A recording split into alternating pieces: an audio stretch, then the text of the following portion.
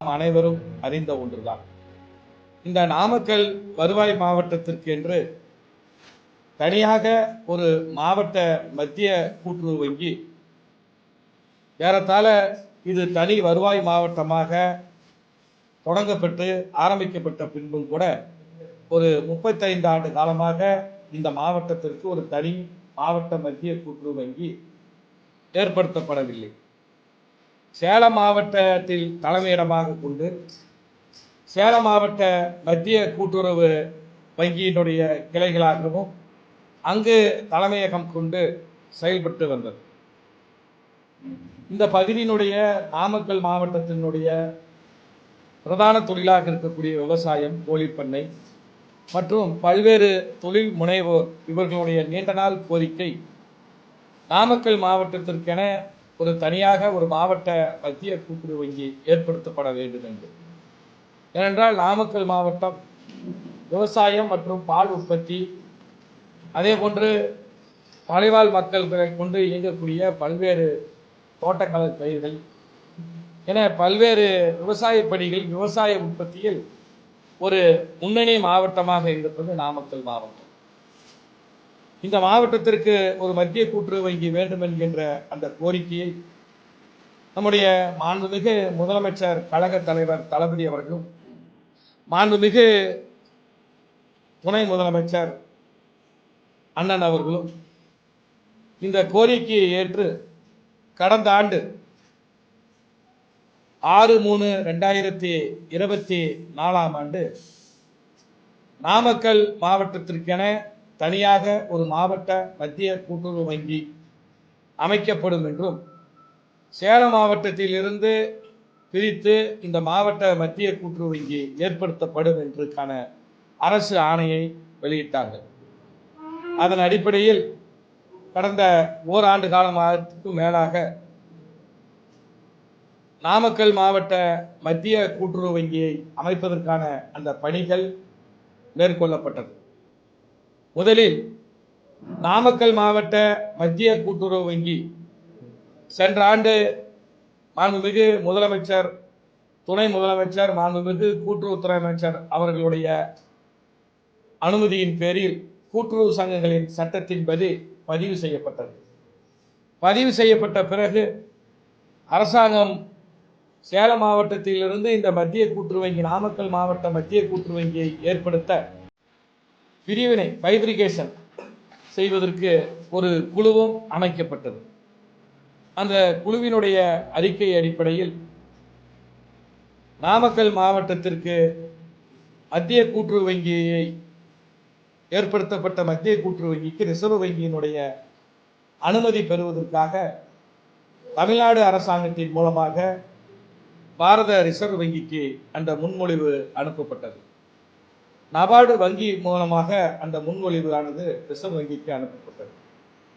Reserve வங்கி நாமக்கல் மத்திய கூட்டுறவு வங்கியை அமைப்பதற்கு தேவையான வசதிகள், வாய்ப்புகள், எதிர்காலத்தில் இங்கு இருக்கக்கூடிய தொழில் வாய்ப்புகள் மற்றும் இந்த நாமக்கல் மாவட்ட மத்திய கூட்டுறவு வங்கி ஏற்பட்டால் அதனுடைய சேவைகள், அதனுடைய வாழ்வாதாரம் எவ்வாறு அமையும் என்பதையெல்லாம் ஆராய்ந்து கடந்த சில தினங்களுக்கு முன்பு பாரத ரிசர்வ் வங்கியானது கொள்கை அளவில் நாமக்கல் மாவட்டத்திற்கு ஒரு மத்திய கூட்டுறவு வங்கியை அமைப்பதற்கு தங்களுடைய ஒப்புதலை கொள்கை அளவிலே அனுமதித்து அதற்கான ஆணையையும் வழங்கியிருக்கிறார்கள்.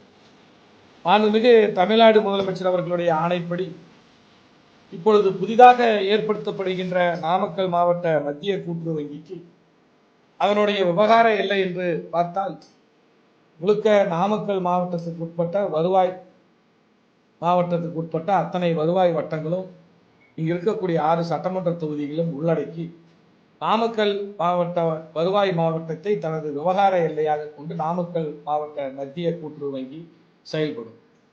நாமக்கல் மாவட்ட மத்திய கூட்டுறவு வங்கிக்கு இப்பொழுது சேலம் மாவட்ட மத்திய கூட்டுறவு வங்கியிலிருந்து பிரிவினை செய்தபடி 30 கிளைகள், இங்கு இருக்கக்கூடிய 30 கிளைகள் நாமக்கல் மாவட்ட மத்திய கூட்டுறவு வங்கியினுடைய கட்டுப்பாட்டிற்கு வர இருக்கிறது. புதிதாக அமைக்கப்பட இருக்கிற இந்த நாமக்கல் மாவட்ட மத்திய கூட்டுறவு வங்கியிலே ஏறத்தாழ இங்கு இருக்கக்கூடிய கிராமங்களிலே செயல்படுகின்ற 165 தொடக்க வேளாண்மை மற்றும் கூட்டுறவு சங்கங்கள் இந்த வங்கியின் கீழ் இணைக்கப்படுகிறது.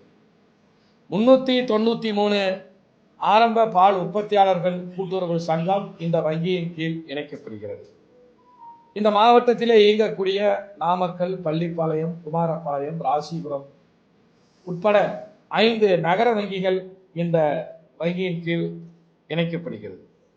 அதே போன்று நாமக்கல்லிலே செயல்படுகின்ற என்சிஎம், டிசிஎம், ராசிபுரத்திலே செயல்படுகின்ற ஆர்சிஎம்ஸ் உட்பட வேளாண் உற்பத்தியாளர்கள் கூட்டுறவு சங்கமும் இந்த வங்கியினுடைய இணைப்பு சங்கங்களாகும். இது மட்டும் இல்லாமல் இந்த மாவட்ட மத்திய கூட்டுறவு வங்கியினுடைய உறுப்பினர்களாக 26 பணியாளர்கள் கூட்டுறவு சங்கங்களும் இதன் கீழ் கொண்டு வரப்பட்டிருக்கிறது. ஆக மொத்தம் நாமக்கல் மாவட்ட மத்திய கூட்டுறவு வங்கியின் கீழ் 746 இணைப்பு சங்கங்கள், கூட்டுறவு சங்கங்கள் வர இருக்கிறது என்பதை இந்த நேரத்தில் நான் தெரிவித்துக் கொள்கிறேன். இந்த புதிதாக ஏற்படுத்தப்பட்டுள்ள நாமக்கல் மாவட்ட மத்திய கூட்டுறவு வங்கியின் சேலம் மாவட்ட மத்திய கூட்டுறவு வங்கியிலிருந்து பிரித்ததன் அடிப்படையில் நமக்கு இருக்கக்கூடிய வர்த்தகமானது பங்குத்தொகை, இட்டு வைப்பு, டெபாசிட், மேலும் கடன் நிலுவை ஆகியவை 3500 கோடி ரூபாய் நமக்கு வர்த்தகம் இங்கு பிரிவினை செய்யப்படும். இந்த 3500 கோடி வர்த்தகத்தை ஆரம்ப வர்த்தகமாக வைத்து இந்த வங்கி தனது பணியை துவங்கியிருக்கிறது. இந்த நாமக்கல் மாவட்ட மத்திய கூட்டுறவு வங்கியினுடைய சிறப்பு என்னவென்று கேட்டால், இந்தியாவிலே இருக்கக்கூடிய மொத்த வங்கிகளில் இதுவரை இருக்கக்கூடிய மாவட்ட மத்திய கூட்டுறவு வங்கி 351. நாமக்கல் மாவட்ட மத்திய கூட்டுறவு வங்கி இந்தியாவிலே செயல்படுகின்ற 352வது மத்திய. தமிழ்நாட்டில் 24வது மத்திய கூட்டுறவு வங்கி. தமிழ்நாட்டில் ஏறத்தாழ ஒரு 33 வருடத்திற்கு பிறகு இறுதியாக கடலூர் மாவட்டம், திருவண்ணாமலை மாவட்டங்கள் தான் ஏற்படுத்தப்பட்டது. அதற்கு பிறகு ஒரு 33 ஆண்டுகளுக்கு பிறகு தமிழ்நாட்டிலே அமைய இருக்கிற ஒரு மத்திய கூட்டுறவு வங்கி நமது வங்கியாகும். அது மட்டும் இல்லாமல் இந்திய அளவிலே எடுத்துக்கொண்டால் 7 ஆண்டுக்கு பிறகு அமைய இருக்கின்ற ஒரு மாவட்ட மத்திய கூட்டுறவு. இத்தனை சிறப்புகளை உள்ளடக்கி இருக்கக்கூடிய நமது நாமக்கல் மாவட்ட மத்திய கூட்டுறவு வங்கியை வருகின்ற 14ஆம் தேதி காலை 10:30 மணி அளவிலே நம்முடைய மாண்புமிகு தமிழ்நாட்டினுடைய முதலமைச்சர் அவர்களும், மாண்புமிகு துணை முதலமைச்சர் அவர்களும், கூட்டுறவுத்துறை அமைச்சர் அவர்களுடைய தலைமையில் சென்னையிலே இருந்து காணொலி காட்சி மூலமாக துவங்கி வைக்க இருக்கிறார்கள். அதே நேரத்தில் இங்கேயும் இந்த மத்திய கூட்டுறவு வங்கி வளாகத்தையும் கூட்டுறவுத்துறை மற்றும் நபார்டு மற்றும் பல்வேறு துறை சார்ந்த அதிகாரிகள், சட்டமன்ற உறுப்பினர்கள், நாடாளுமன்ற உறுப்பினர்களுடைய முன்னிலையிலும் இங்கும் உறுப்பு சங்கங்களிலிருந்து வருகின்ற அனைத்து பணியாளர்கள், உறுப்பினர்கள் முன்னிலையில் அந்த விழாவானது 14ஆம் தேதி காலை 10 மணி அளவிலே இங்கு தொடக்க விழா நடைபெற இருக்கிறது என்பதை இந்த நேரத்தில் நான் மகிழ்ச்சியுடன் தெரிவித்துக் கொள்கிறேன். இந்த மாவட்டத்திலே இருக்கக்கூடிய விவசாயிகள், வர்த்தகர்கள், அதே போன்று பல்வேறு தொழிலை சார்ந்திருக்கக்கூடியவர்கள், இவர்கள் அனைவருக்கும் சார்பாகவும் இந்த வங்கியை துவங்குவதற்கு அனுமதி அளித்த மாண்புமிகு தமிழ்நாட்டினுடைய முதலமைச்சர் அவர்களுக்கும், மாண்புமிகு துணை முதலமைச்சர் அவர்களுக்கும், மாண்புமிகு கூட்டுறவுத்துறை அமைச்சர் அவர்களுக்கும், நபார்டு மற்றும் ரிசர்வ் வங்கி உட்பட அனைத்து துறை சார்ந்த நிறுவனங்களுக்கு எங்களுடைய மனமார்ந்த நன்றியை நான் தெரிவித்துக் கொள்கிறேன்.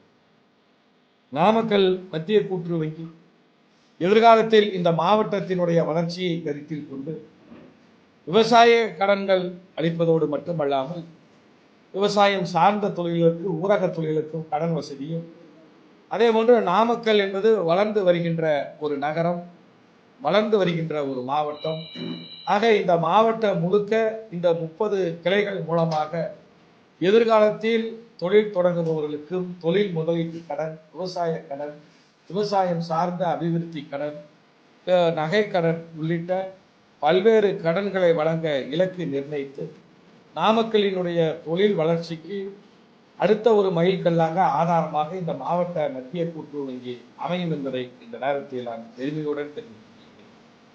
திராவிட மாடல் அரசினுடைய இந்த மாவட்டத்திற்கு எத்தனையோ திட்டங்கள் நம்முடைய முதலமைச்சர் வழங்கியிருக்கிறார்.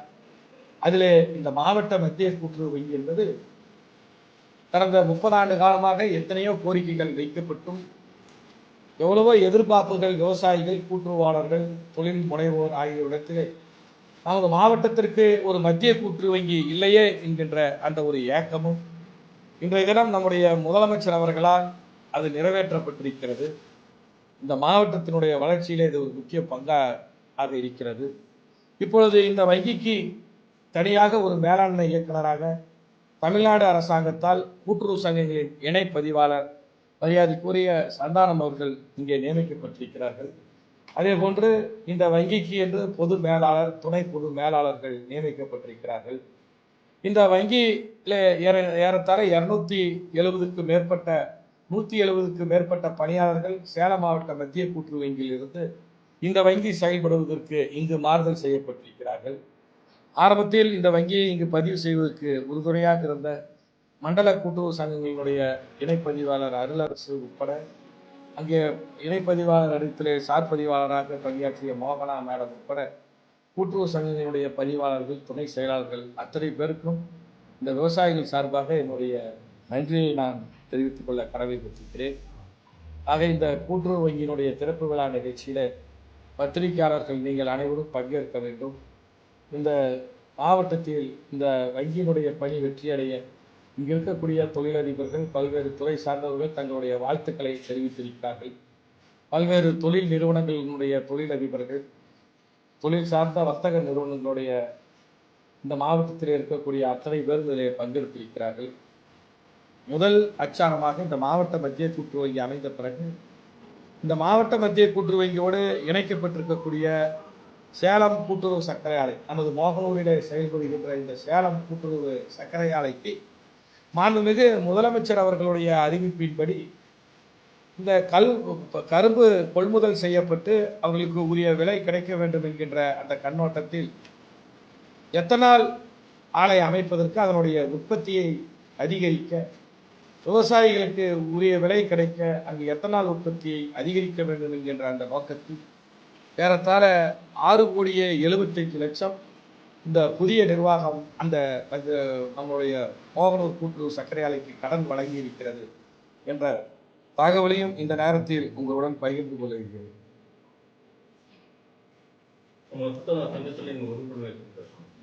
இந்த ஏற்கனவே நான் சொன்ன மாதிரி இந்த மாவட்ட மத்திய கூட்டுறவு வங்கியில் தனிநபர்கள் உறுப்பினர்களாக சேர முடியாது, அவர்கள் இணை உறுப்பினர்களாக தான் சேர முடியும்.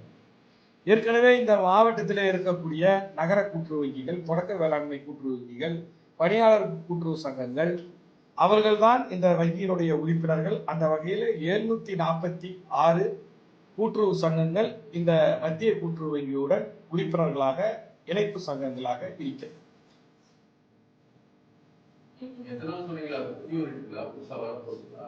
ஏற்கனவே அங்கு எத்தனால் யூனிட் இருந்தது.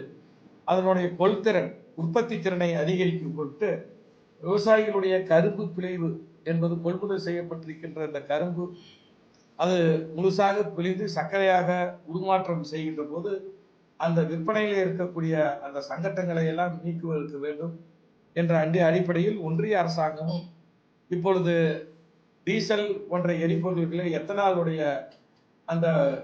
எத்தனாலுடைய ரேஷியோ சதவீதத்தை அதிகரித்திருக்கிறார்கள்.